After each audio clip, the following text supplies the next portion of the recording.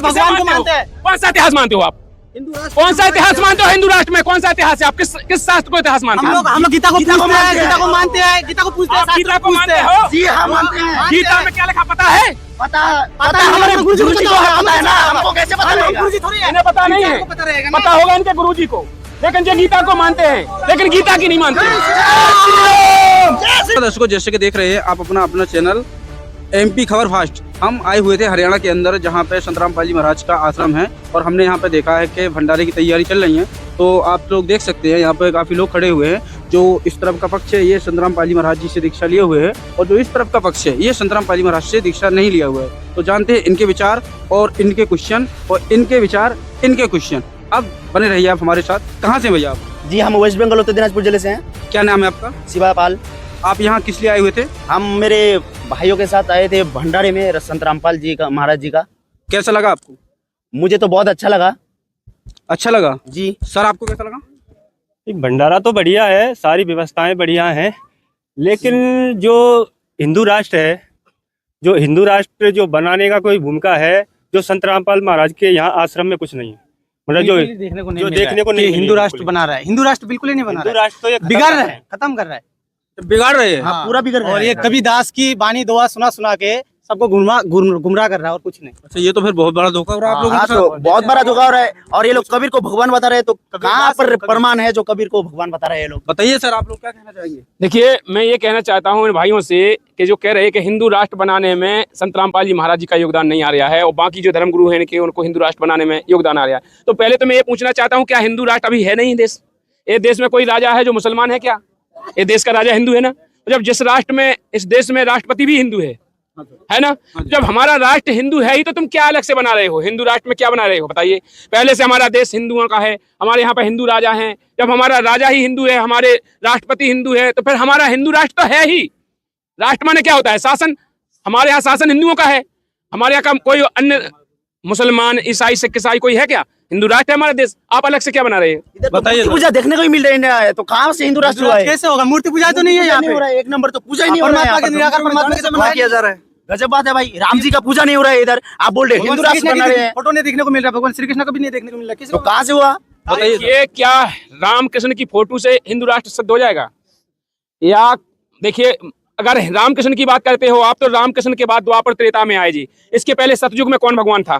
जब कौन सा राष्ट्र? परमात्मा तो निराकार है, वो तो परमात्मा को हम मानते हैं दिल से। अरे भाई, आपसे कहने से थोड़ी ना। करोड़ों आदमियों को आस्था का विषय है, और ये संत रामपाल जी के चेले हैं जो वो गुमराह कर रहे हैं लोगों को, गरीब आदमियों को गुमराह करके तो अपने जाल में फंसा रहे हैं। बताइए। देखिए, इन्होंने कहा है कि गुमराह कर रहे हैं। संत रामपाल जी महाराज जी किसी को गुमराह नहीं कर रहे हैं। संत रामपाल जी महाराज जी इनकी दुकानें बंद जरूर कर रहे हैं।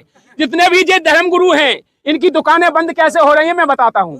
इन्होंने कहा गुमराह कर रहे हैं। संत रामपाल जी महाराज जी ने सदग्रंथ खोल के दिखा दिए प्रोजेक्टर के माध्यम से। देखो बेटा, ऋग्वेद मंडल नंबर 9 सूत्र नंबर 82 के मंत्र नंबर 1 में लिखा है, परमात्मा साकार है, सह शरीर है, मनुष्य दृश्य है, उसका नाम कबीर है। अब इनकी बोलती बंद हो गई। क्यों हो गई? इन्हें लगा ये सब भाग जाएंगे, हमसे कोई पाखंडवाद नहीं कराएगा, हमसे कोई मूर्ति पूजा नहीं कराएगा, तो हम भूखन मर जाएंगे। इनकी रोजी रोटी बंद हो रही है, इन धर्मगुरुओं की रोजी रोटी बंद हो रही। तो इन लोगों को, उन लोगों ने इंजेक्शन लगा दिया कि संत रामपाल जी महाराज जी तो देश में हिंदू राष्ट्र को खत्म कर रहे हैं। गलत है, सरासर गलत है। प्रमाण क्या है? प्रमाण क्या है? दिखाओ, प्रमाण दिखाओ। प्रमाण बताओ आप। मैं आपसे प्रमाण ही तो बोल रहा हूँ कि वो परमात्मा, तुम कह रहे हैं निराकार है, परमात्मा साकार है, सह शरीर है, मनुष्य दृश्य है। निराकार हमारा बाप दादो करके आया है, परमात्मा निराकार है। हम परमात्मा मानते हैं। इतिहास है हमारा, वो ये हमारे गुरुजी भगवान को मानते हैं। कौन सा इतिहास मानते हो आप? कौन सा इतिहास मानते हो? हिंदू राष्ट्र में कौन सा इतिहास है? आप किस शास्त्र को इतिहास मानते हो? हम लोग गीता को पूछते हैं, गीता को मानते हैं, गीता को पूछते हैं, आप गीता को मानते हो? जी हाँ मानते हैं। गीता में क्या लिखा पता है? पता हमारे गुरुजी को पता है ना, हमको कैसे पता लगेगा? गुरुजी थोड़ी है, इन्हें पता नहीं है, पता रहेगा ना। पता होगा इनके गुरुजी को, लेकिन ये गीता को मानते हैं, लेकिन गीता की नहीं मानते। जय श्री राम, जय श्री राम। ये गीता को नहीं मानते हैं, ना गीता की मानते हैं, ये केवल अपने धर्म गुरुओं को मानते हैं। अरे गीता में जो लिखा है, गीता अध्याय 16 के श्लोक नंबर 23 में लिखा है, जो पुरुष शास्त्र विधि को त्याग कर अपनी इच्छा से मनमाना आचरण करता, ना उनका मोक्ष होता, ना गति, ना किसी प्रकार की सिद्धि होती है। तो ये मनमाना आचरण कर रहे हो। मूर्ति पूजा कहाँ लिखा गीता में?